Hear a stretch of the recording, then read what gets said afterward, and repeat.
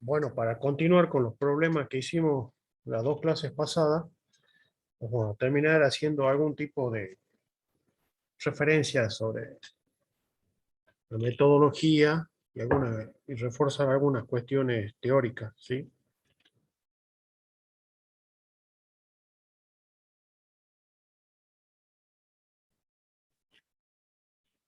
Habíamos dicho que la forma como se evaluaban los requerimientos era factorial y se dividían en dos. Primero, mantenimiento, y a eso le adicionábamos los requerimientos para producción. Lo que les quiero mostrar es cómo se realiza o cómo realizamos nosotros intuitivamente todos los cálculos y qué es lo que estamos realizando.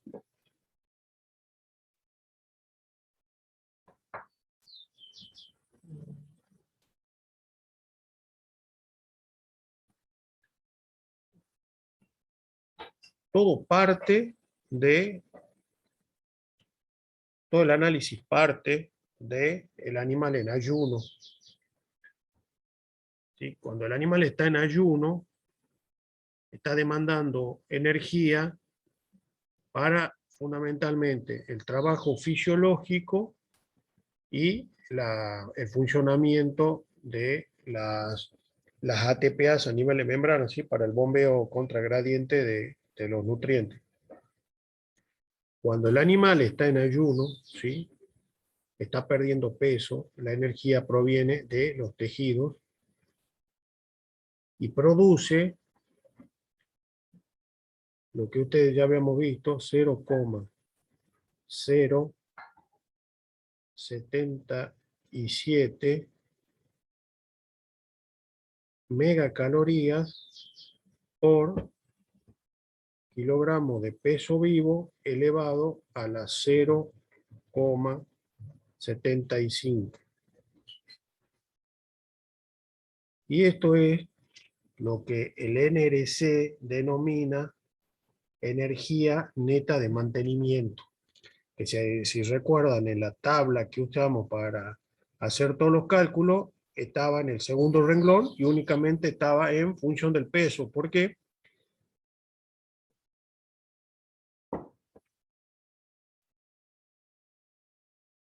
Como pueden ver acá en esta ecuación, solamente está en función del peso vivo, o sea que produce 0,77 megacalorías por peso vivo elevado a la 0,75, o sea que esto es el rendimiento decreciente. A medida que aumenta el peso vivo,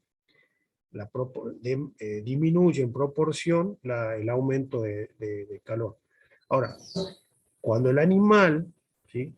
Cuando el animal empieza a consumir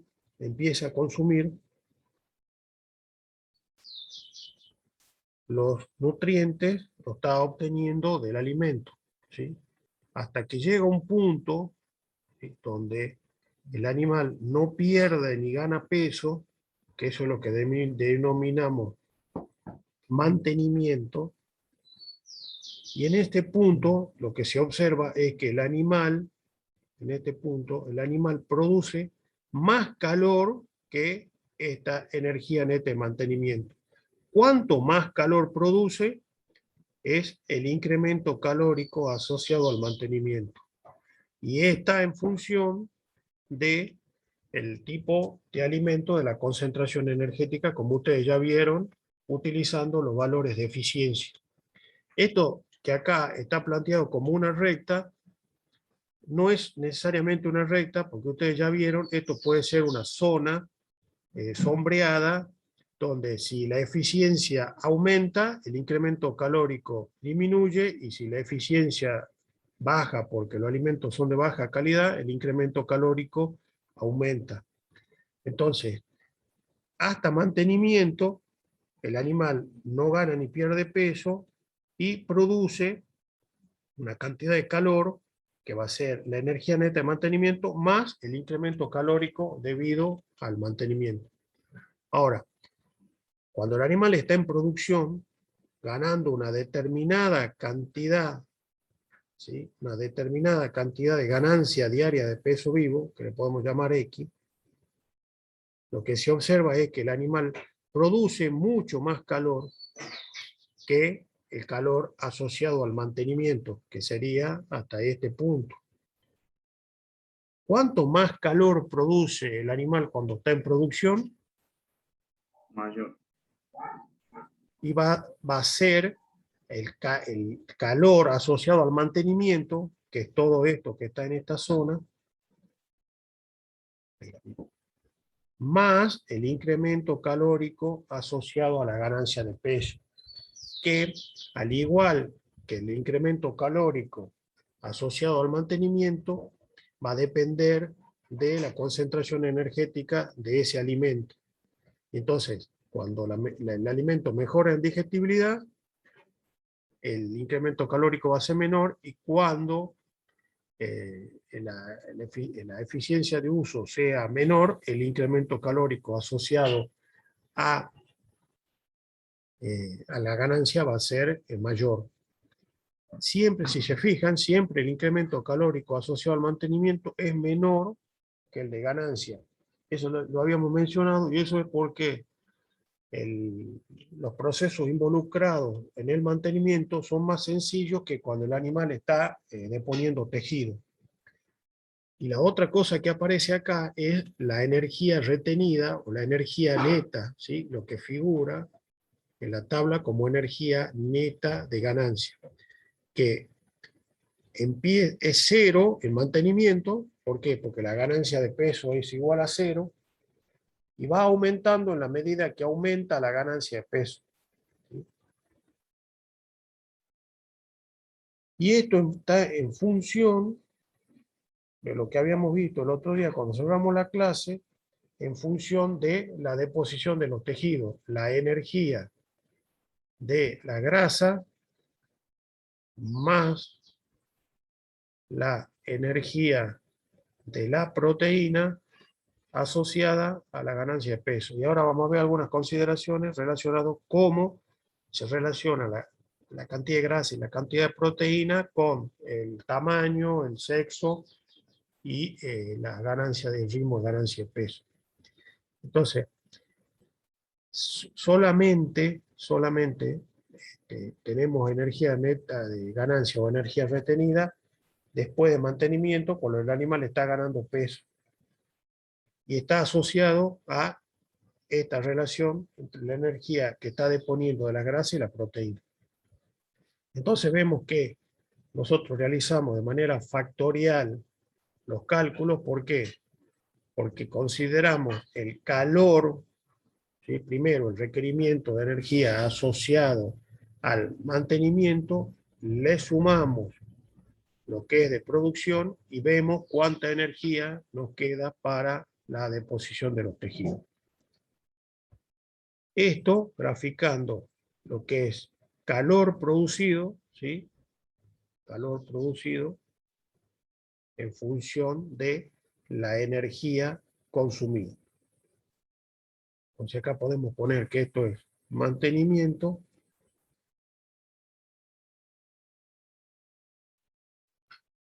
y esto es producción.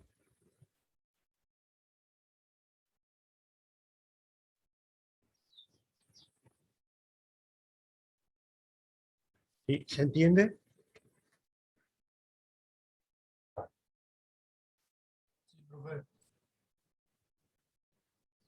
Sí, profe. ¿Qué cosa? Hay algo que no está de todos los cálculos que ustedes hicieron, hay algo que no está puesto en este gráfico.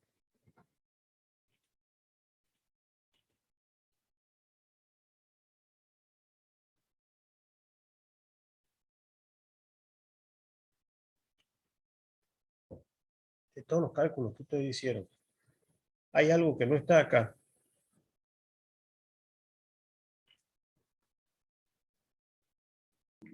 Los incrementos por actividad. Sí, gracias. Eso es el incremento por actividad. Entonces, el incremento por actividad está, pues, nosotros lo calculamos como un porcentaje de la cantidad necesaria para cubrir el requerimiento de mantenimiento. Y esto es, ¿por qué? Porque el animal, cuando cuando se determina la cantidad de energía necesaria para el metabolismo, está en ambiente neutro, quieto y sin consumir alimentos. Por lo tanto, hay que adecuar esto a las condiciones reales, por eso es que le adicionamos el incremento por actividad. ¿Cómo se hacen estas pruebas? No significa que el animal que ustedes tienen en producción primero lo llevan a ayuno y después lo ponen en mantenimiento. Esto se hace con animales en distintos planos nutricionales, ganando distintas cantidades por día, ¿sí? Realizando distintas ganancias de peso, y se mide de distintas formas, dependiendo del sistema de alimentación, el calor que se produce. Luego se establecen relaciones de regresión, se ajustan las curvas y se obtiene las relaciones que hay en producción de calor en distintos momentos productivos para el animal. Y entonces se calcula la cantidad de calor producido con respecto a la ganancia de peso que después se obtiene.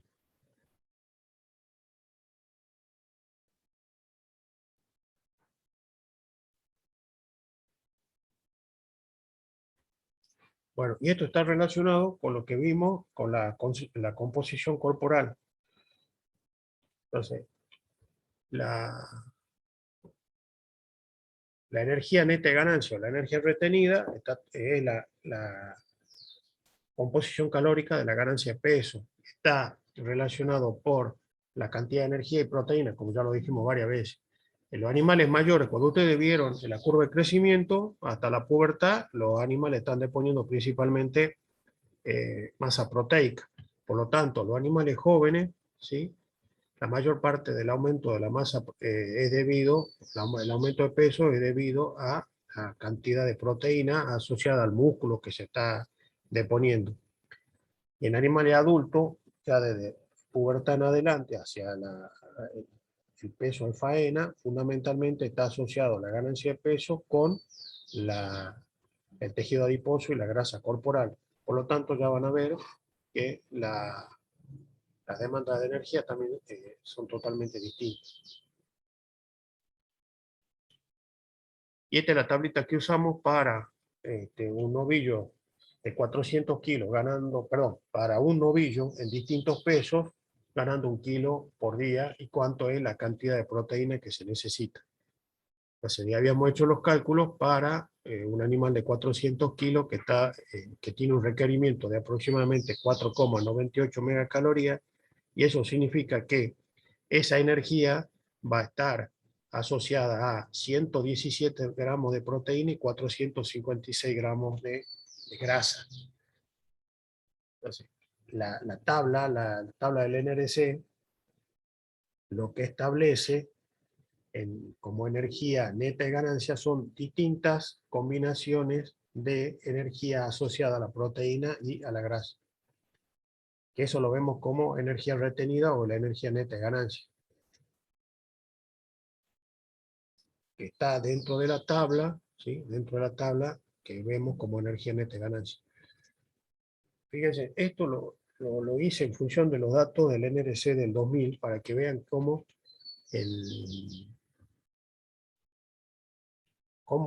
varían las cantidades de grasa y de proteína en forma diaria o en forma acumulada cada 50 kilos de peso.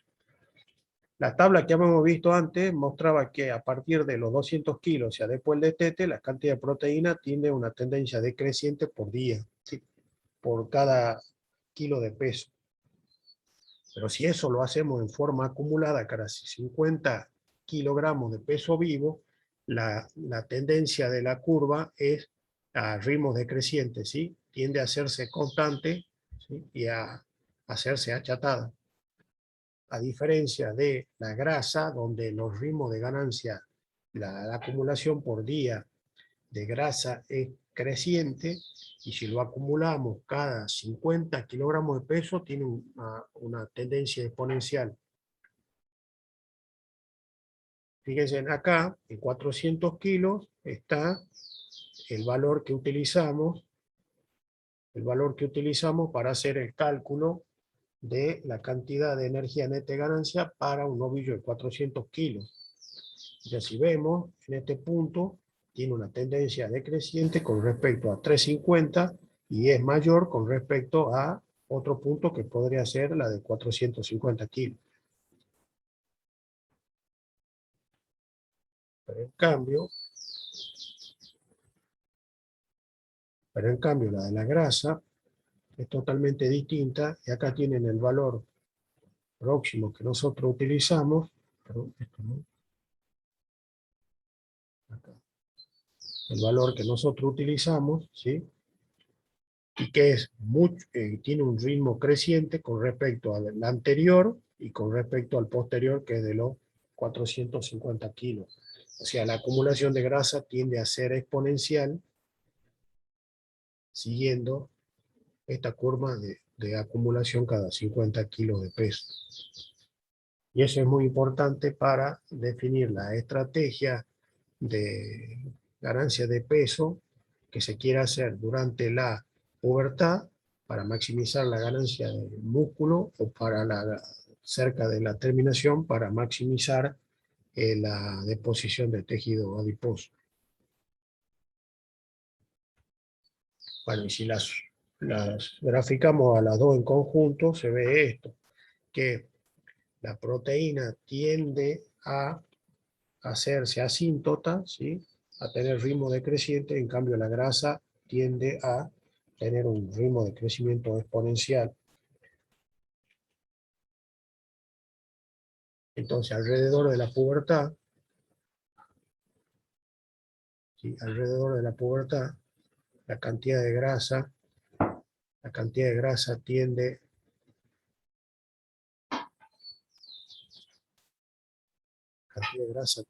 a empezar a aumentar de manera importante, que eso también da idea de los cambios en los requerimientos, y el de la proteína tiende a disminuir o hacerse casi constante.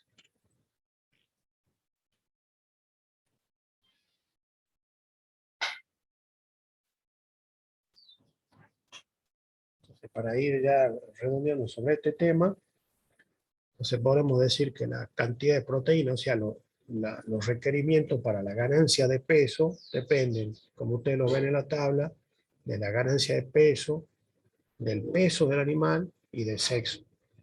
Y también se podría incorporar en esto el tema del biotipo, porque ustedes tienen para un mismo tipo de animal, animales medianos y animales grandes.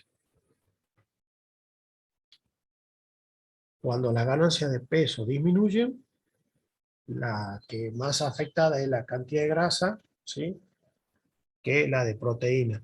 Esto es muy importante cuando se planifica o se realiza la estrategia el balance de energía para distintas etapas del engorde vacuno. Esto es muy importante para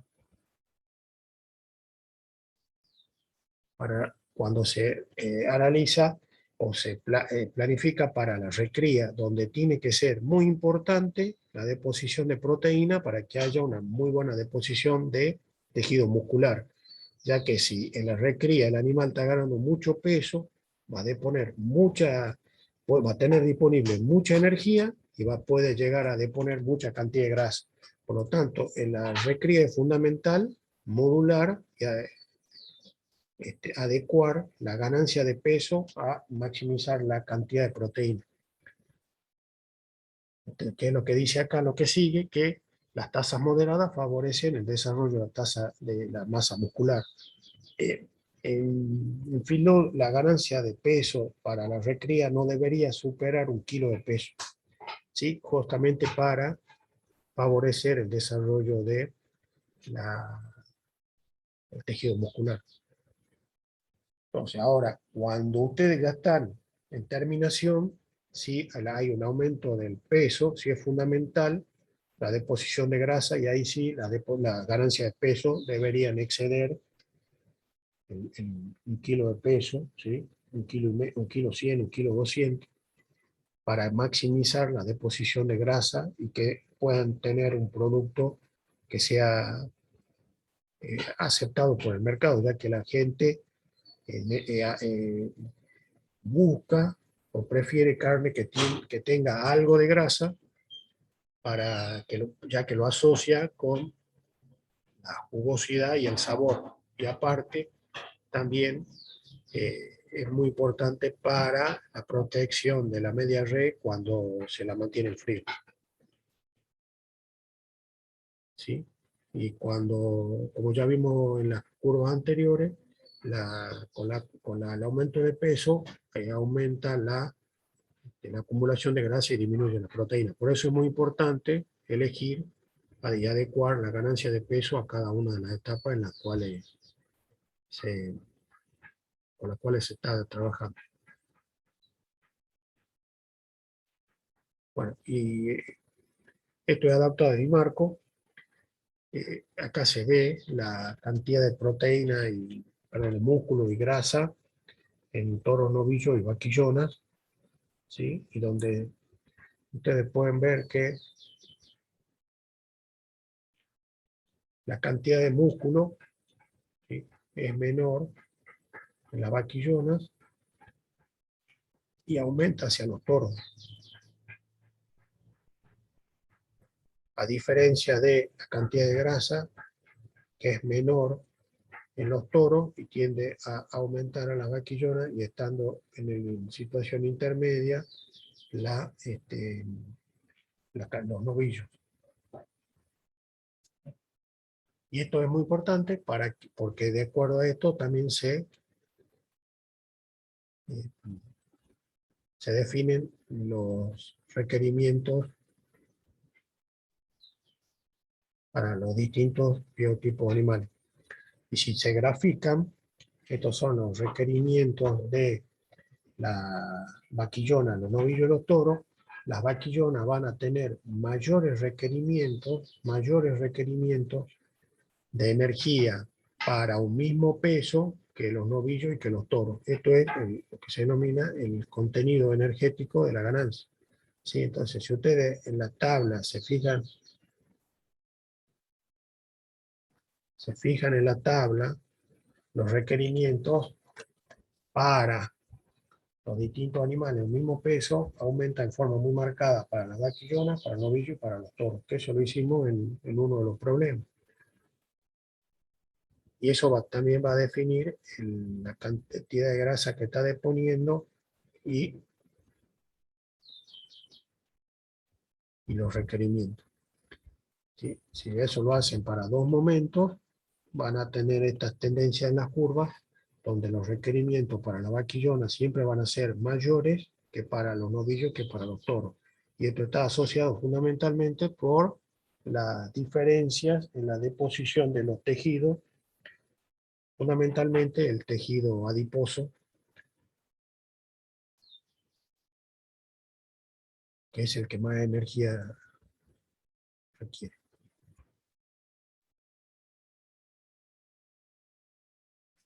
Bueno, para ir terminando, ya como para un cierre por todos los cálculos que ustedes hicieron y lo que venimos analizando, veamos cuáles son entonces los destinos de la energía de los nutrientes. Nosotros habíamos definido que los nutrientes eran todos aquellos compuestos que estaban disponibles para el metabolismo y que se absorbían y que cumplían distintas funciones. Si ustedes recuerdan, los ácidos grasos volátiles se absorbían por las paredes del rumen, ¿sí? Y eso eran producto de la fermentación de los microorganismos. A su vez, como producto de la fermentación de los microorganismos, teníamos que se producía masa microbiana, que estos después continuaban, ¿sí?, salían del rumen por el orificio retículo-masal y se empezaban a degradar en abomaso y se absorbían en duodeno como aminoácidos. Y también teníamos que en duodeno se absorbían los ácidos grasos libres. Y podía haber algo de glucosa que también, dependiendo del tipo de alimentación, podría llegar como tal a intestino delgado y ser absorbido. Pero entonces la energía de todos estos compuestos era lo que nosotros denominamos energía metabólica.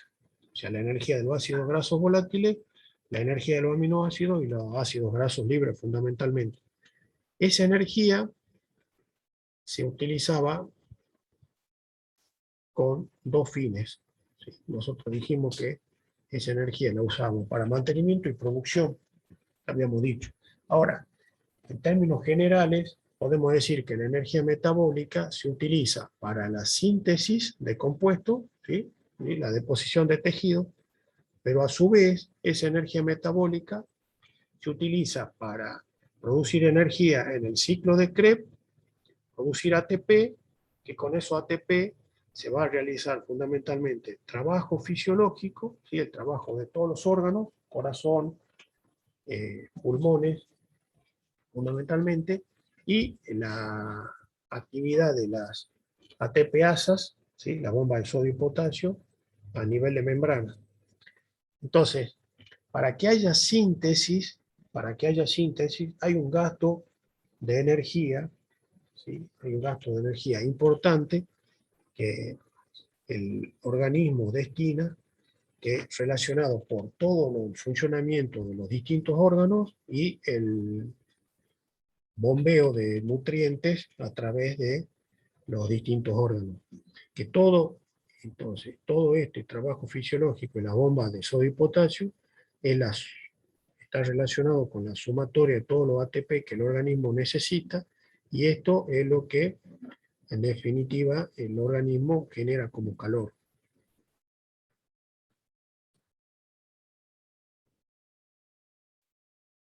Ahora, de todos los cálculos que ustedes hicieron, ¿qué es calor y qué es síntesis?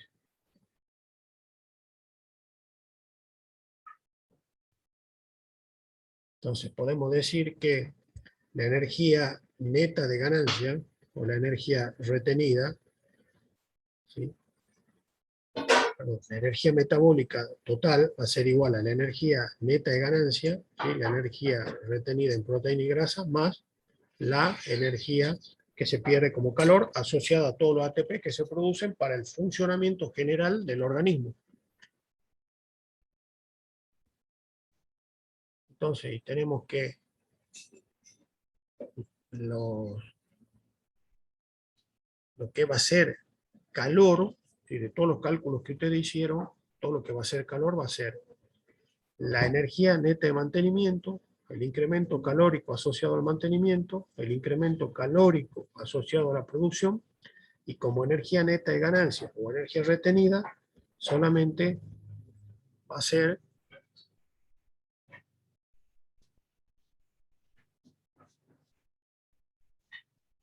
la energía que retienen como proteína y grasa. Acá, ¿qué es lo que está faltando? Y falta el incremento calórico, el incremento por actividad, perdón, el incremento por actividad que también se disipa como calor y como ineficiencia. Entonces, lo que se podría pensar acá es que cómo maximizar la deposición de tejido tratando de minimizar todo aquello que el animal necesita poner en funcionamiento para que haya esa síntesis de tejido. Y ahí podemos pensar en el tipo de alimento, en el consumo, y podría haber también algunas inferencias genéticas para analizar lo que es la eficiencia para llegar a producir ese tejido. Y para ir finalizando, entonces, se puede decir que la baja eficiencia en la síntesis de tejido es debida a la demanda de energía para trabajo fisiológico y transporte de iones necesarios para que se produzca esa deposición de tejido.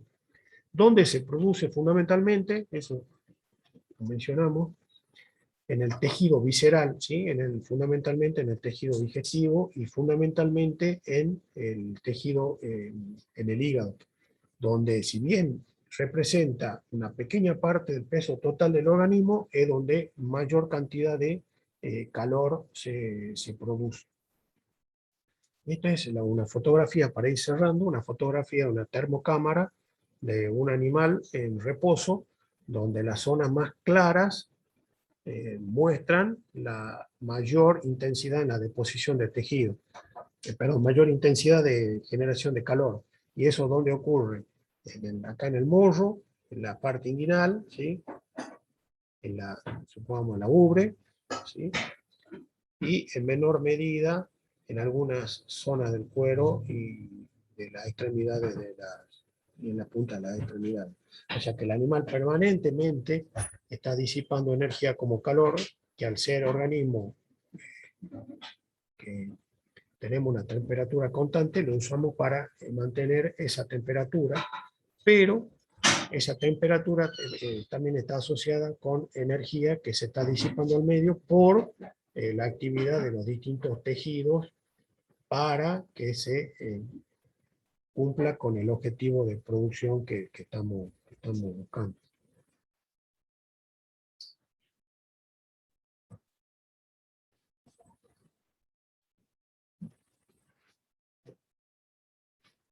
Listo, ingeniero, no sé si ustedes quieren empezar a compartir.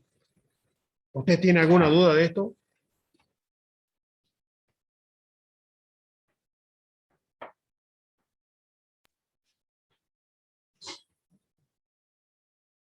Quedó claro, profe. Bueno, después le subo, esta es la teoría, esta es la que, donde están todas las partes teóricas para hacer los cálculos, y después está este cierre para que les quede algo más acerca de la utilización de la energía y cómo se podría maximizar el uso de la energía para obtener mayor producto. Ingeniero, usted puede compartir. Listo, ya está.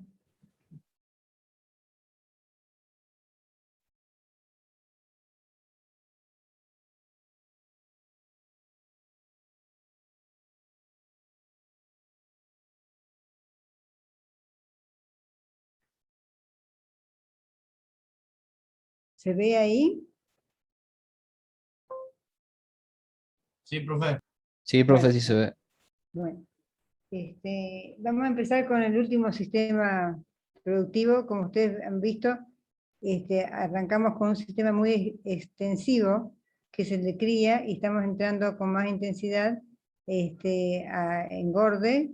Se dan cuenta cuáles han sido los cambios de factores de producción entre cría y engorde, y ahora vamos a arrancar con leche, que es el más intensivo de todos porque incluye mucho capital en infraestructura en el sistema.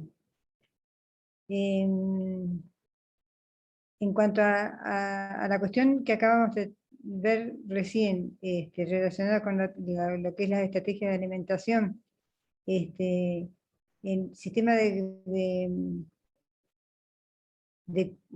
leche podría compararse digamos, en algunas cosas con el sistema de cría, pero básicamente es la intensidad con que se lo debe abordar lo hace mucho más complejo. Entonces, si uno se pone digamos, a tratar de diferenciar lo que es cría de tambo, bueno, en principio el objetivo es totalmente distinto, porque en cría el objetivo es producir un ternero por vaca y por año para que ese ternero destetado entre a un sistema de engorde. En cambio, en el sistema de tambo, el objetivo es producir leche, para lo cual sí o sí tiene que producir un ternero, pero el ternero en sí mismo no es el objetivo principal, sino que es la leche la que será el objetivo. Entonces cambia sustancialmente la visión que hay sobre el producto y sobre qué tratamiento se le da a ese producto ternero. Entonces, si bien hay que tener una lactancia por vientre por año, la lactancia no es usada o aprovechada para el ternero, sino para la producción de leche para la venta. Entonces, al cambiar el objetivo, por supuesto va a cambiar absolutamente todas las estrategias de manejo. En principio, ¿Se acuerdan cuando hacíamos, digamos, dividíamos un sistema de cría, decíamos que las vacas se trataban menos de que la lactancia del vientre en cría fuera lo más corta posible, de manera de liberar al vientre de los requerimientos de una vaca en lactancia. Precisamente acá en sistemas de leche, digamos, para producir leche, es al revés. Lo que se trata es de mantener la lactancia lo más sostenidamente posible, de manera de obtener un producto, mayor cantidad de kilos de leche por animal. Entonces, lo único en común es que se busca un ternero por vaca y por año. Lo demás es bastante distinto. Esto es una curva de lactancia de un vientre lechero. Lógicamente, si ustedes lo comparan con un vientre de cría, va a ser tanto en cantidad, o sea, litros por día, como en duración de la lactancia, totalmente distinto.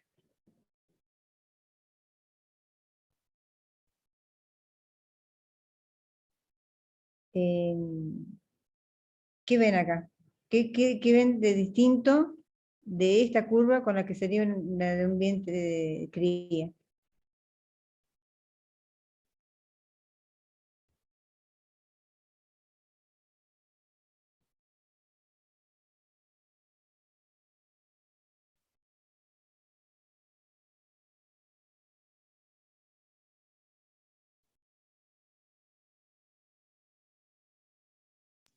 ¿Cómo, profe? ¿Qué ven de distinto entre esta curva, que es un vientre de leche, un vientre lechero, una vaca de tambo, con una vaca en un sistema de cría? ¿Qué ven de distinto? ¿Qué La sería? duración de la producción de leche y el volumen. Exacto, la duración, que acá dice 10 meses, y el volumen que acá en un pico arranca con un valor aproximadamente de 15, 18 litros, llega a un pico de 30 y después baja, pero al menos en producción por 10 meses. Esa es la diferencia sustancial. Por lo tanto, mantener esta producción de leche tiene amerita estrategias muy particulares. Entonces, básicamente, ¿qué es esto? Lo único común entre los dos sistemas es que entre parto y parto debería haber 12 meses. O sea, entre parto y parto, el intervalo parto-parto, no debería ser mayor de 365 días para tener un parto por año. Muy bien. Eso es lo común. Lo particular. La lactancia tiene que durar lo más posible. ¿Qué es lo más posible, digamos, para el sistema, digamos, tambero? Lo que se puede, digamos, mantener esa lactancia debería ser el tiempo suficiente para que el animal produzca, pero que no pierda energía para su próxima lactancia. Entonces, no pierda condición corporal para su próxima lactancia. Por ello, las lactancias normalmente duran 305 días, o sea, 10 meses. Eso es una lactancia promedio normal, 305 días o 10 meses. ¿Qué significa, digamos, el secado? Es decir, a los 10 meses se la seca. ¿Qué significa eso? ¿Saben cómo se seca un animal en un tambo?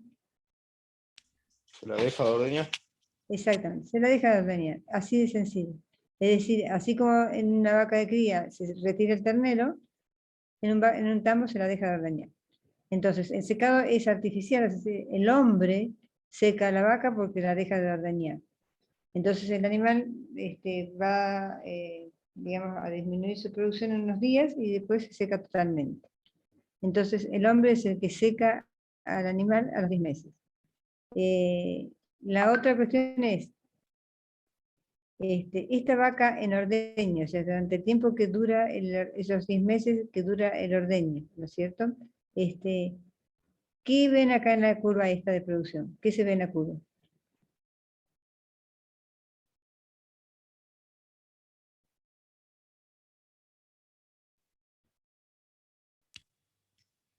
¿Que va decreciendo la producción? Que en principio hay un pico, es decir, que aumenta primero y que disminuye después. ¿Tá? Y eso es clave. Aumenta primero tiene un pico recién a los 2 meses tiene el pico y luego disminuye. Y eso es muy importante, ¿por qué? Porque esos 2 meses, ese pico, fíjense, ese pico,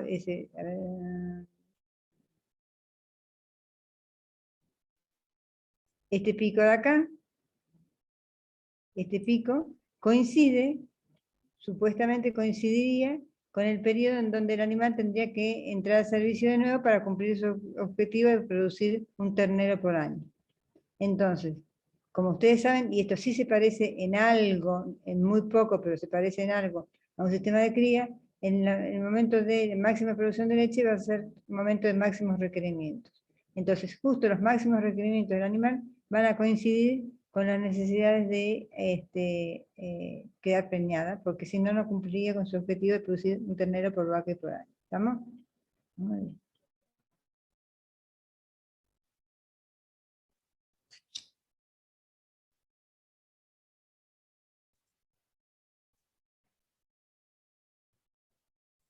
Profe, ¿Sí? entonces ahí en el pico de producción de leche es que yo la vuelvo a servir a la vaca. Claro, en teoría, si el intervalo parto-parto fuera de 300, digamos, nuestro objetivo sería un intervalo parto-parto de 365 días, o sea, de 12 meses, contando 9 meses de servicio, perdón, 9 meses de preñez, no te quedan más de 2 meses para quedar preñada la vaca. O sea que en teoría, entre el segundo y el tercer mes tendría que volver a quedar preñada para cumplir ese objetivo. Exactamente. Que es justo cuando supuestamente el animal tiene su máxima Producción de momento leche. exacto. ¿Mm? O sea que Bien, profe. esa es la, digamos, es la premisa que uno debe tener siempre presente, porque ahí está el problema de la estrategia de alimentación. ¿Está? Bien. Bien, bien. Muy bien. Entonces, en principio tenemos 2 categorías de vacas. Vacas en ordeñe, ¿no es cierto?, que son las que están en el tambo, o sea, que están extrayendo leche todos los días, y vaca seca. A ver, ¿qué saben ustedes de lo que vieron de tan bonito? El ternero nace, ¿no es cierto?, y lo desteta artificialmente, digamos, o sea que se lo retira de la madre, pero no se lo desteta de leche, sino que se lo lleva a un lugar que se llama guachera, en donde el ternero es alimentado con leche o ya sea de vacas ama, o en tarro, o con destetadores. Pero el ternero sigue siendo alimentado, o sea, no es destetado, sino que no es deslechado, sino que es destetado. Bien. Eso se hace en guacheras individuales, colectivas, depende ahí va el ternero. Después, acá, en nuestra zona en particular, en el Valle del Elma en particular, hemos comentado cuando hablamos de engorde, los machos de esta raza, por ser un frame grande, los machos no son,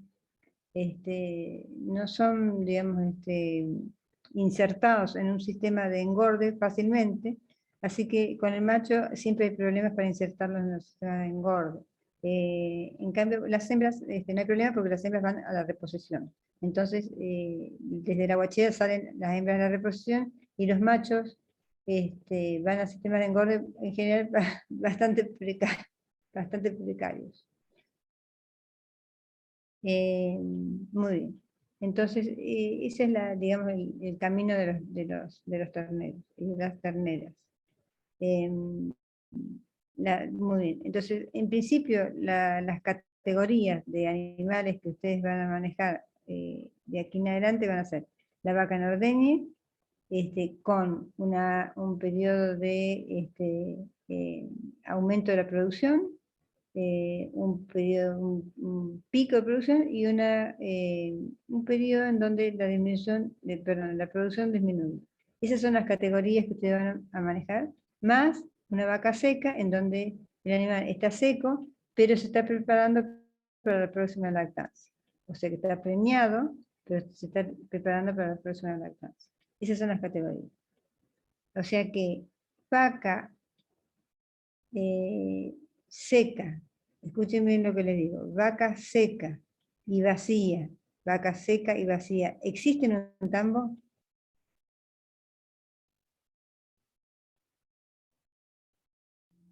Sí, pueden existir. ¿Cuál sería? ¿En qué mes de estos que están acá? La ¿Dónde vaca habría una seca vaca seca y sería, vacía? la vaca seca sería de a partir del 10º mes, donde la seco, hasta el momento del parto. Y la vaca No, vacía sería, bueno, sería hasta que empieza a dar leche, a parir, claro. Y la vaca vacía sería hasta el momento en que yo preño la vaca, digamos. Sería en los 2 meses del puerperio que le llaman. a ¿Puede ver, ser? ¿qué dicen todos? A ver, parto. Esperen un poquito.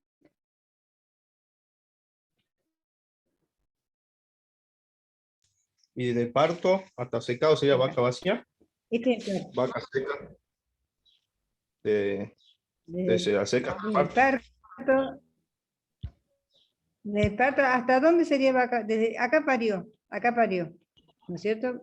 Pare acá. Cuando pare se desencadena la lactancia, o sea que esta es pare, pero está en lactancia, ¿no es cierto? O sea que esta es una vaca lactando. Mes 1, vaca lactando. Mes 2, vaca lactando. Mes 3, vaca lactando, o sea que en teoría, hasta que la desteto, que sería acá en el secado, no es 10, sería vaca lactando. Este es vaca lactando, todo es en ordeñe o lactando. ¿Está? ¿Sí? O sea que acá hay una categoría de vaca lactando. ¿Cuándo quedaría preñada supuestamente esta vaca? ¿Cuándo debería quedar preñada? Entre el Los 2 segundo y meses. el tercer mes. Exacto, exacto. O sea que a partir del segundo mes sería una vaca lactando y preñada. O sea que hasta ahora teníamos vaca preñada, perdón, vaca lactando, y ahora además tenemos vaca lactando y preñada. Sigue vaca lactando y preñada, sigue vaca lactando y preñada, sigue vaca lactando y preñada, hasta acá, que se la seca, que, acá en el momento que se la seca, ¿qué categoría es? Vas a hacer vaca Ya pasó seca vaca y seca.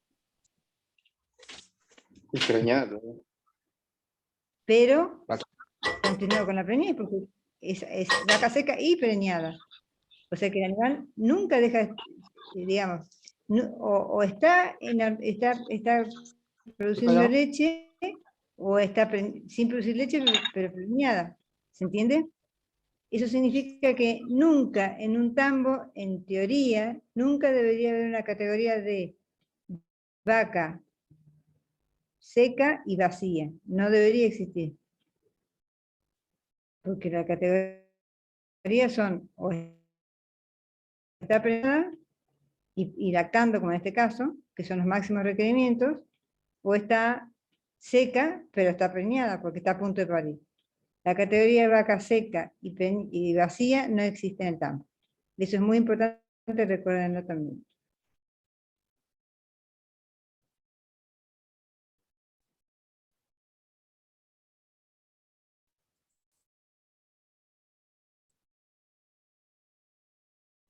Muy bien. La otra gran diferencia con el sistema de cría es la producción de leche. Dijimos que en los sistemas de cría, con que la vaca produzca entre 4 o 6 litros de leche por día, porque el ternero es lo que necesita, ya es suficiente. En el sistema de tambo, las vacas deben producir mucho más porque pues, las razas que se utilizan en tambo son totalmente distintas. Dijimos que en tambo se utiliza la raza holanda argentina porque es la de mayor producción. En promedio, en nuestro país, una una vaca lechera produce unos 7.000 litros promedio por lactancia. Están entre 4.500, 5.500, a 7.000. Esos son los valores promedios, o sea, que son 7.000 litros en 305 días. ¿Cuántos con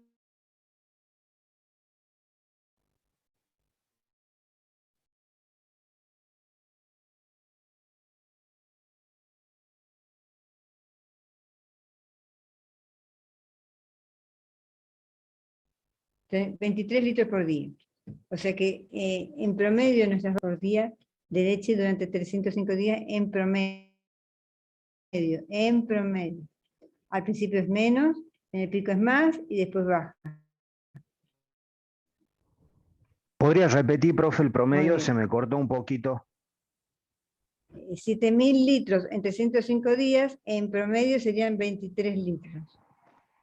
Con valores bajos al principio, la mayor producción en el pico y luego caídas de la producción. Pero en promedio es eso.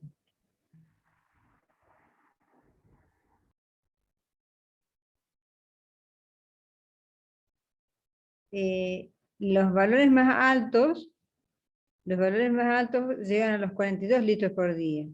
Incluso se habla de 45 litros por día en algunos tambos de acá de la provincia de Salta.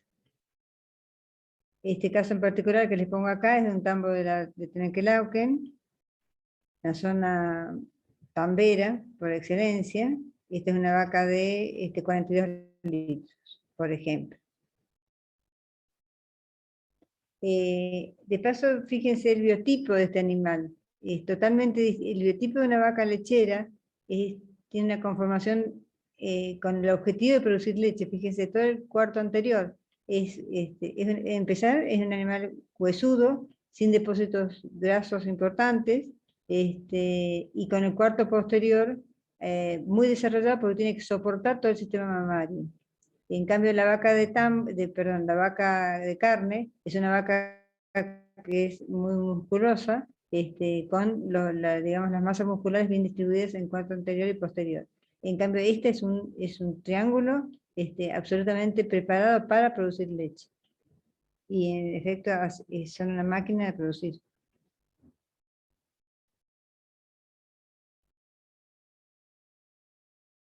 Muy bien. ¿Cuáles son los indicadores que nosotros vamos a ir mirando a lo largo de el análisis que se haga de los tambos?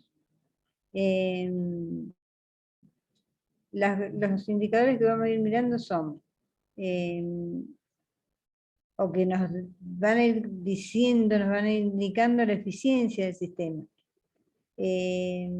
Las vacas totales, es decir, qué cantidad de vacas hay en el tambo entre las vacas en ordeñe y vacas que no están en ordeñe. O sea, vacas totales significa vacas en ordeñe sobre vacas no en ordeñe.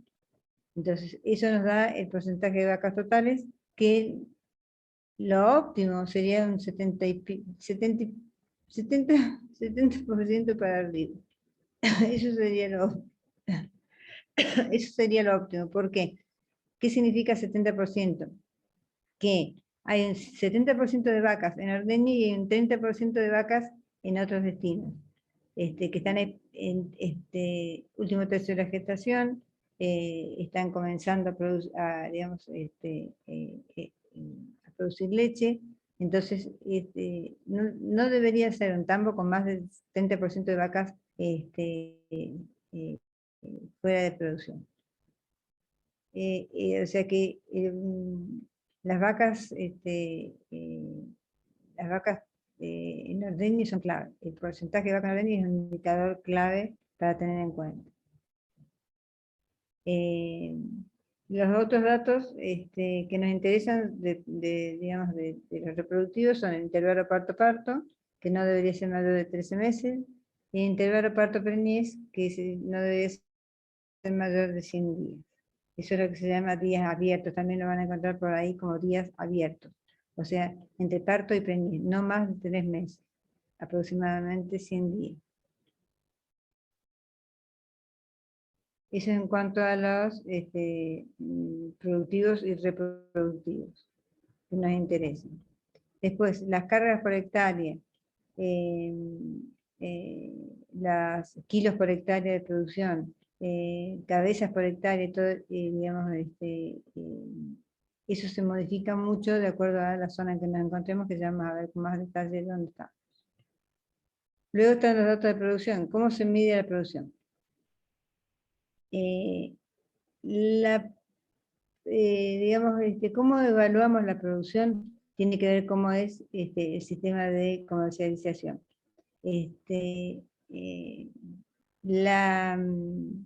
La leche es fluida, es decir, es un producto fluido altamente perecedero, que tienen contenidos agua, o sea, líquido, más sólidos grasos y sólidos no grasos. O sea, que esa es la base.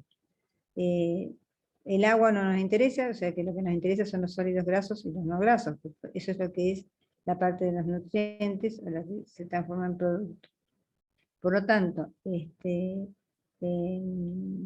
la forma en que la industria paga al productor es de acuerdo a los sólidos no grasos. Los sólidos no grasos son contenido de grasa, que acá está, y está faltando uno que no sé por qué en este momento no lo pusieron acá en esta publicación, que es el contenido de proteína. O sea, contenido de grasa y contenido de proteínas son las dos formas en donde la industria paga al productor.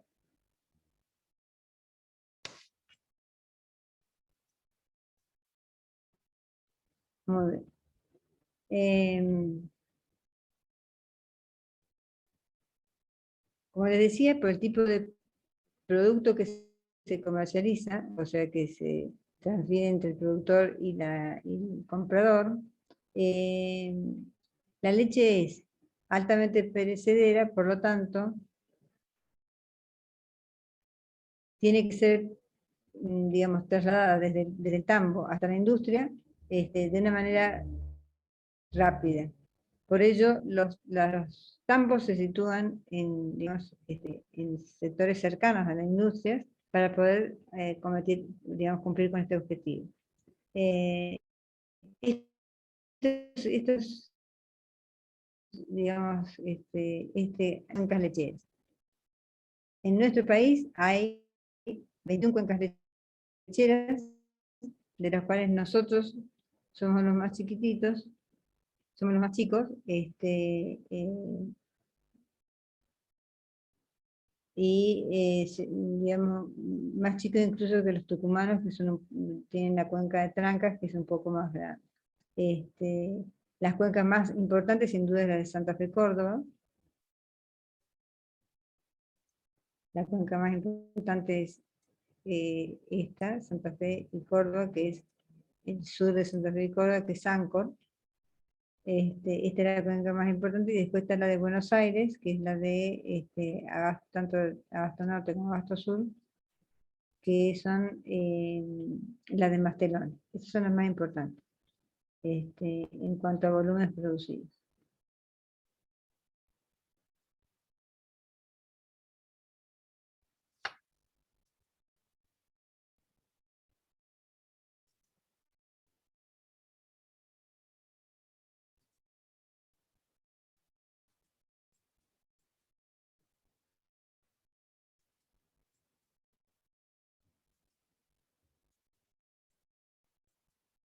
Muy bien.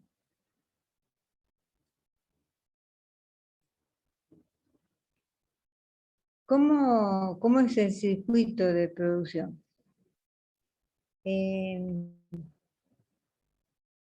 Así como en los sistemas de cría o de engorde, el producto sale de la tranquera del campo y va a parar a un matarife o a una feria o a un frigorífico de una manera mucho más directa. En los tambos es mucho más complicado. ¿Por qué? Porque el producto tiene que salir del tambo refrigerado y llevado a una industria. O sea que la relación entre el tambo y la industria es muy estrecha y tiene que ser muy rápido. Es decir, del tambo sale la leche cruda, del tambo sale la leche cruda, digamos, en transporte refrigerado y va a parar a la usina. La usina transforma esa leche, digamos, la procesa la leche como leche fluida o otros productos, desde quesos hasta yogures, dulce de leche, ya más variedad. Y a su vez, de ahí va a parar a los mercados internos o al mercado externo.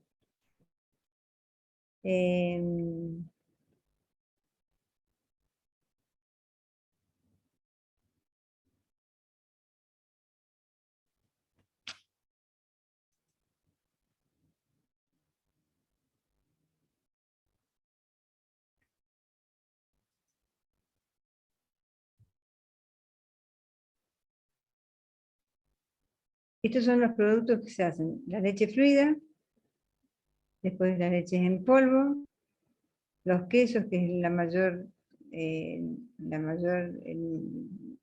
canal de uso de la leche, y después yogures y otros, y dulce de leche. A las usinas, lo que más le interesa es producir leche fluida, porque es la que circula más rápido. Los quesos o las leches en polvos deben estar más tiempo estacionados, o cualquiera de los otros subproductos. Pero la leche fluida es la que tiene una circulación más rápida, es la que más le interesa a la usina. Bien.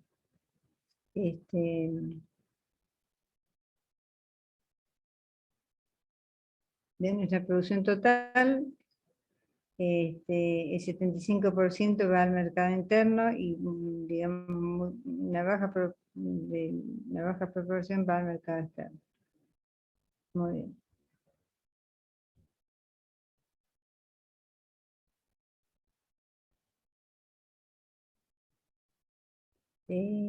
En la actualidad, por litro de leche se está pagando 26 pesos el litro, de acuerdo a parámetros que ya vamos a ver ahora. En la provincia de Salta un poco más. Y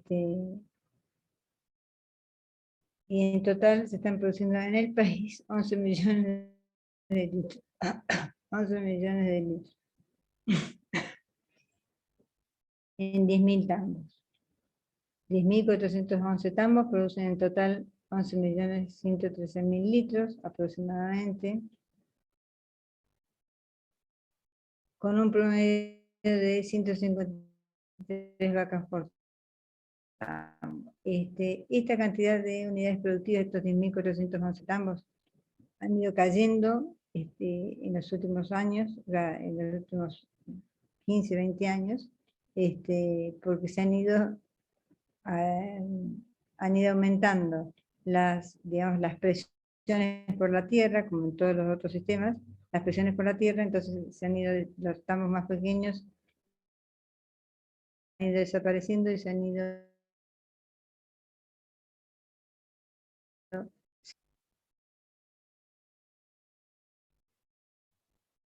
entonces, en definitiva, con esos 11 millones de litros de leche producidos,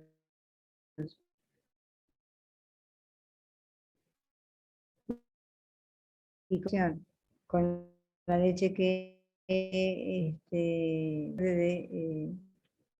digamos, en algún momento de la cadena, tenemos un consumo por persona por año de 184 litros. Estos son litros totales, es decir,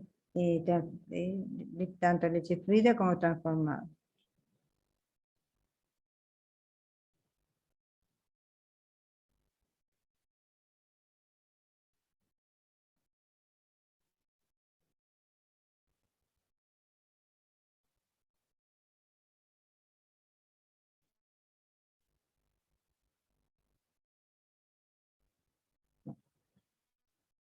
¿Qué es lo que nos interesa de esto?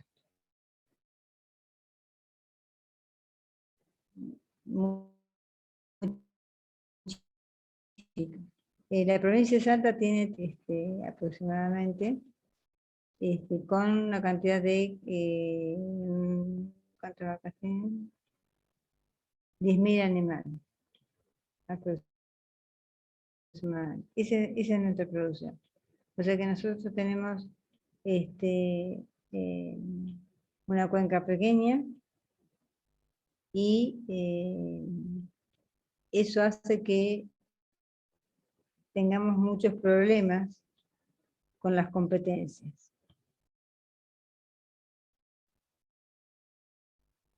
Esos 36 tambos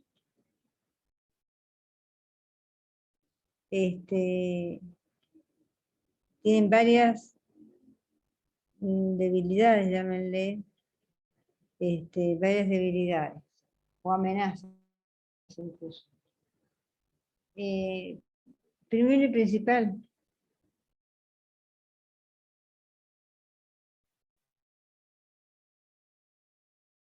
¿se acuerdan lo que dijimos al principio? Que producen durante 10 meses del año, producen leche durante 10 meses del año, y que tienen requerimientos muy altos durante todo el tiempo de producción.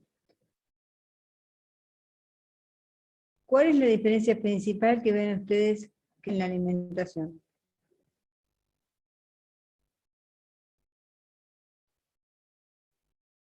Y si ustedes tienen que poner vacas de tambo son una pastura, o vacas de cría son una pastura, ¿qué diferencia ven entre una y otra?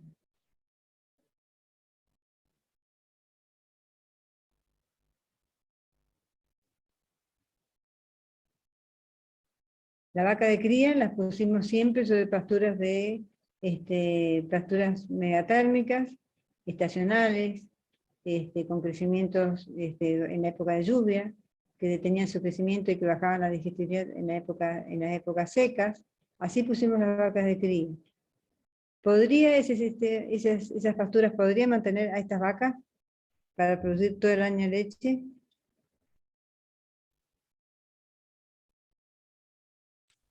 No, son No. de mayor requerimiento. La Exacto. vaca de tambo.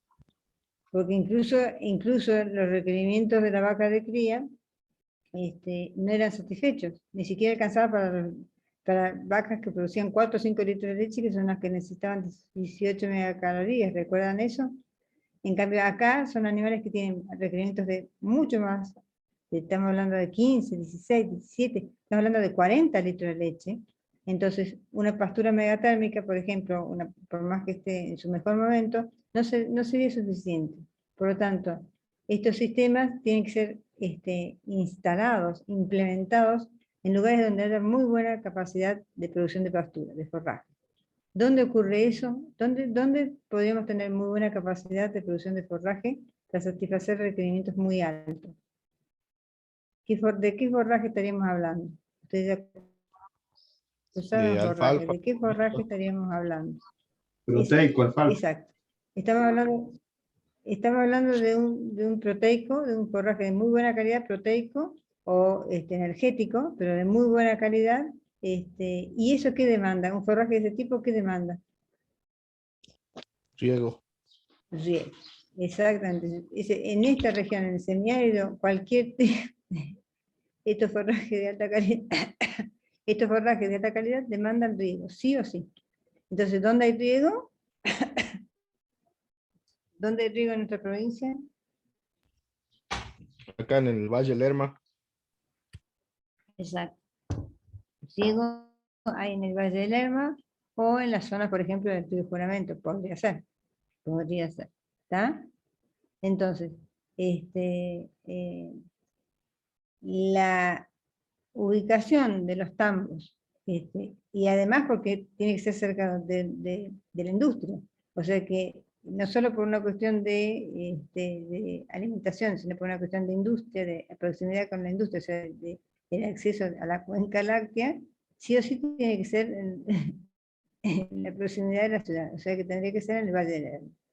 Entonces, son sistemas que deben implementarse en una región en particular, como en este caso sería el Valle del Lerma. Pero a su vez el Valle del Lerma tiene una competencia, que es también las mejores tierras para el tabaco. En nuestro caso en particular, el tambo compite con el tabaco por el uso de la compite por el tabaco por el uso de la tierra. Entonces, en esta competencia por el uso de la tierra, ¿quién va a tener mayor renta para ustedes? ¿O quién va a ganar la competencia en el uso de la tierra? ¿Quién va a ganar en la distribución de tierra, trabajo y capital? ¿Quién va a ganar por el uso de los recursos esos? El tabaco puede ser, que Sí, tiene el menos costo tabaco. de instalación y todo eso. Sí, pero a su vez tiene mayor renta. Tiene mayor renta. Entonces, entonces tiene mayor renta por unidad de hectárea. Entonces, si un productor, imagínense ustedes, tienen tambo y tabaco en su finca, ¿no es cierto? Y necesitan, por ejemplo, un recurso que tenga que ser compartido para los dos, para el tambo y para el tabaco. ¿Qué recurso sería el compartido para los dos? ¿Cuál se les ocurre que sea el recurso compartido en los dos? De capital, por ejemplo, ¿qué se les ocurre? Podría destinar manos de obra que sean compartidas, digamos. Exactamente. Por ejemplo, mano de obra. Mano de obra es un recurso que los dos comparten. Entonces, si por ejemplo un día la mano de obra disponible, tienen que decidir usarla en uno o en el otro. ¿En dónde lo usarían? Por ejemplo, hay que regar el tabaco o hay que regar la pastura. Y no se pueden hacer las dos cosas, una o la otra. ¿Qué harían? El que produce más renta. Y claro, se va al tabaco, o sea que la pastura va a ser la sacrificada seguramente. Por ejemplo, ese es un ejemplo, pero siempre pasa eso. Es decir, es más, el recurso agua, que es un recurso carísimo, si lo tengo que destinar, si tengo poca, y si lo tengo que destinar al tabaco, al tambo, a la pastura del tambo, más vale que lo voy a destinar al tabaco. La pastura va a ser siempre la que digamos, va a tener que esperar. Entonces, por estas causas es que en el sistema tambo-tabaco, el tabaco siempre es favorecido y el tambo es el postergado. Por lo tanto, esa es una debilidad y una amenaza que recae sobre el sistema tambo y que hace que se pierda eficiencia, por supuesto que se pierda eficiencia en la funcionalidad del tambo.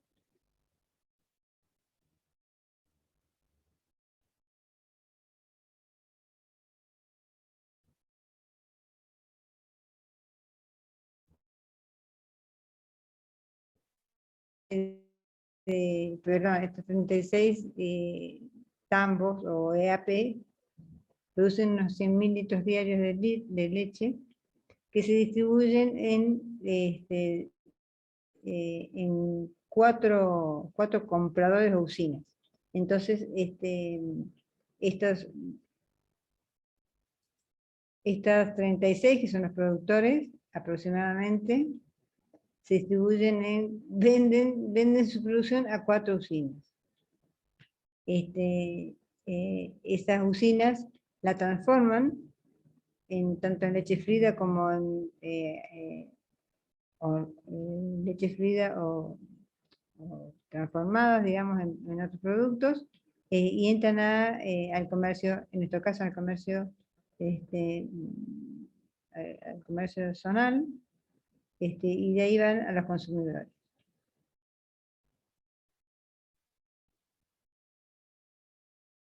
Hay un Profe, circuito informal, ¿sí? una pregunta. ¿Qué es ¿Sí? una usina? ¿Es una fábrica? Las usinas son por ejemplo, Cosalta es la usina. La usina es la industria láctea. La usina es el lugar donde entra la leche y se la transforma digamos, o sea, primero se la pasteuriza y se la ensacheta, o se la transforma en quesos, yogures. Es la industria láctea. Esa es la usina. Gracias, profe. Que es la que tiene que estar próxima a todo el sistema de la cuenca, porque es allí donde va a parar la leche. La usina es la que compra. Acá en Entonces, Salta dijo que había 4, profe, perdón. 4, sí, 4 usinas, ya las vemos enseguida. Les quería Bien, bien. resaltar antes de esto.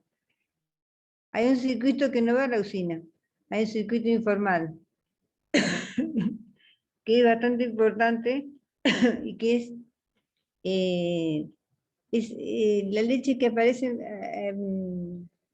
por ejemplo, quesillos, quesos, que ustedes ven en la calle. Han visto que se vende bastante quesos, incluso en algunas épocas del año, para Pascuas, que se venden en la calle queso, mucho queso. Incluso si ustedes visitan las ferias de la San Martín arriba, cerca del mercado artesanal, ahí se vende leche fluida también, así informal. Hay un circuito informal importante que es que no es de las 36 usinas, sino que es de pequeños productores familiares que tienen muy poquitos animales, que son de la zona de las costas, de la serranía, que bajan sus productos ahí. Ese es un circuito informal que aporta digamos, un volumen que no se conoce porque es informal. Bromatológicamente no entra en el sistema formal. Entonces, pero en cuanto a cantidad de familias es importante porque hay muchas familias que venden sus productos en ese circuito. Acá están las industrias, esto es lo que preguntaban recién. Las cuatro usinas son la más conocida, que todos ustedes conocerán seguro, que es la COSAL. Es una cooperativa. ¿Qué significa cooperativa? Cooperativa significa que se ha formado, se ha instituido un grupo de productores, en este caso productores tamberos, que se han juntado para comercializar juntos sus productos. Eso es una cooperativa. Se supone que la cooperativa tiene no tiene un objetivo capitalista, sino que es para, digamos, repartir las ganancias entre todos los productores que son miembros de esta cooperativa. En la práctica esto no es exactamente así, porque digamos, la cooperativa también tiene que sobrevivir, entonces mantiene un sistema más capitalista que cooperativa en general, y se transforma como una industria, digamos, demandante de capital.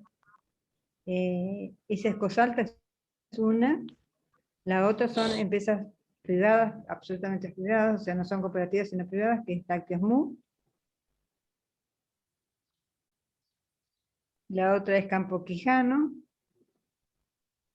y la otra es Prolaxa, que es la que tiene del Tambo. Estas son las 4 que tenemos nosotros.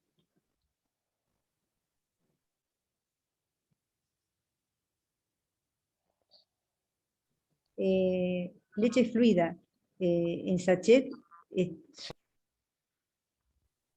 Las demás no tienen leche fluida en sachet, sino que tienen yogures, o sea, derivados.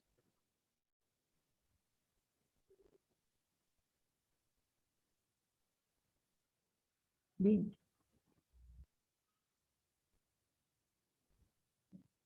Estas son entonces las 4 industrias que le compran a los 36 productores de tambo.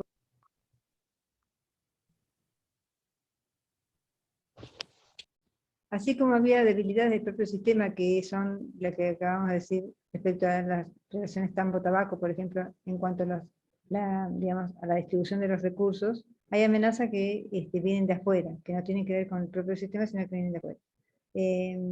Y esas son amenazas que influyen mucho en las usinas, o sea, en la industria, y que a su vez la industria baja, transfiere al productor.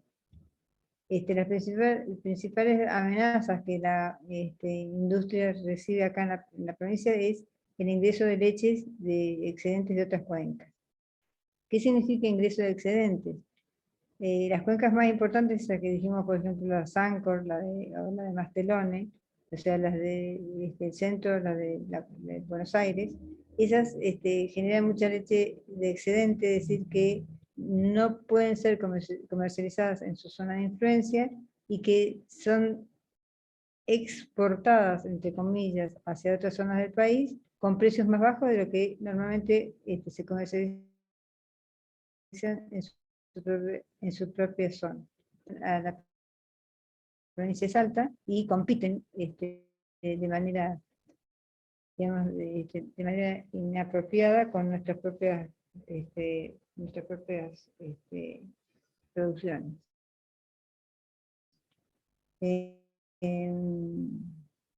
Eso es lo que se habla acá como competencia desleal por falta de control fiscal.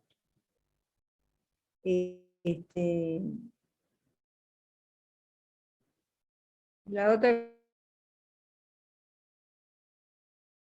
competencia, ambos cada vez se van reduciendo más en cuanto al número, es el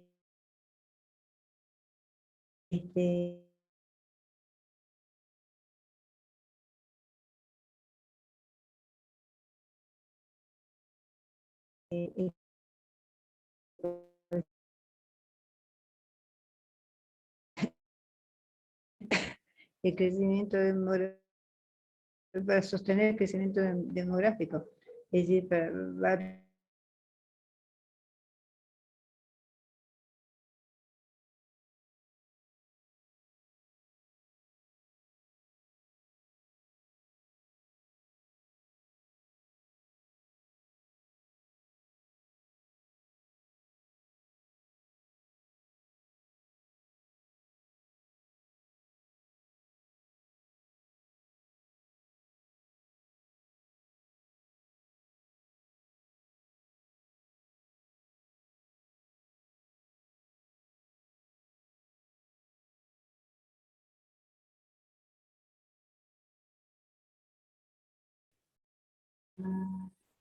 ¿Se desconectó la ingeniera? Sí, profe, Sí, parece profe. que sí. Yo Correcto. la escuchaba muy entrecortado y después dejé de escuchar. Se le cortó la conexión, me parece. Para yo voy a suspender, voy a cortarla.